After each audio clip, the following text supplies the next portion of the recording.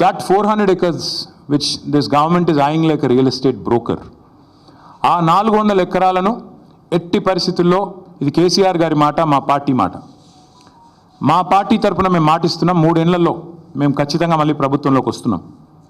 ప్రభుత్వంలోకి వచ్చిన తర్వాత మేము ఆ 400 ఎకరాలని మొత్తం హైదరాబాద్లో, మొత్తం తెలంగాణలోనే అతి పెద్ద ఈకో పార్క్గా ఏర్పాటు చేస్తాము. ఇప్పుడే నేను స్పష్టంగా చెప్తా ఉన్నా, ఈరోజు ఎవరైనా రేవంత్ రెడ్డి విసిరే బిస్కెట్ల కాశపడి, రేవంత్ రెడ్డి చెప్పే మాటల కాశపడి ఆ ల్యాండ్ 1 ఇంచ్ ఎవరన్నా కొనుక్కున్నా మళ్ళీ కుండ బద్దలు కొట్టినట్టు చెప్తున్నా, మమ్మల్ని తర్వాత అనొద్దు. ఖచ్చితంగా ప్రతి ఇంచు తిరిగి వెనక్కి తీసుకుంటాము. ఒక అద్భుతమైన ఈకో పార్క్, ఎట్లా అయితే ఒక సెంట్రల్ పార్క్ ఉంటుందో మ్యాన్హాటన్లో, ఆ స్థాయిలో ఒక అద్భుతమైన ఈకో పార్కును హైదరాబాద్ ప్రజలకి గిఫ్ట్గా అందిస్తాము. అటు సెంట్రల్ యూనివర్సిటీ విద్యార్థులకు ఆ గిఫ్ట్గా ఉంటుంది, హైదరాబాద్ ప్రజలకు కూడా ఇది ఒక గిఫ్ట్గా ఇస్తాము. ఇది మా కమిట్మెంట్, ఇది మా బాధ్యత. హైదరాబాద్ ప్రజలు మా ఓట్లేసి గెలిపించారు. మొన్నటి ఎన్నికల్లో కూడా ఏకపక్షంగా కాంగ్రెస్కి 1 సీట్ ఇవ్వకుండా గెలిపించారు. So we're committed to protecting environment in the city of Hyderabad, in the state of Telangana.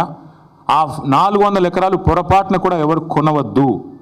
కొంటే మీరు నష్టపోతారు. మమ్మల్ని తర్వాత తప్పుపట్టద్దు. ప్రభుత్వంలోకి వచ్చిన తర్వాత కాదు, 3 ఏళ్ల ముందు చెప్తున్నాము. మమ్మల్ని తర్వాత అనవద్దు. ముందే చెప్తున్నాము, ఈ ప్రభుత్వం రియల్ ఎస్టేట్ విస్తరణ కాంక్షతో పనిచేస్తోంది. మేము మాత్రం భవిష్యత్ తరాల కోసం ఆలోచిస్తున్నాము. A politician thinks about next election, a statesmen thinks about next generation.